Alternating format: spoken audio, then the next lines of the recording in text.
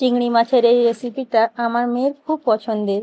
তো আমাকে বলল, মা তুমি সেই চিংড়ি মাছের রেসিপিটা বানাও না। আমি বললাম, কোনটা? না, তুমি যে মশলা দিয়ে মেখে যে রেসিপিটা বানাও। আমি বললাম, আচ্ছা চলো। তো মেয়ের আবদারে আজকে চিংড়ি মাছের এই রেসিপিটা। তোমরা কে কি নাম দিতে চাও দিয়ে দিও।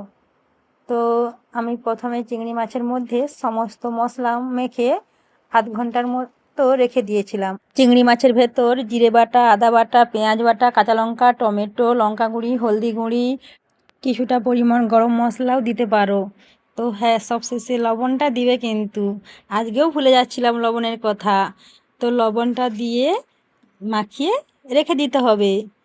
তারপর কড়াইয়ে তেল গরম করে কড়াইয়ের মধ্যে চিংড়ি মাছটা দিয়ে নাড়াচাড়া করে কিছুটা পরিমাণ জল শুকিয়ে নামিয়ে নিতে হবে চিংড়ি মাছের লাল লাল ঝালঝাল এই রেসিপি।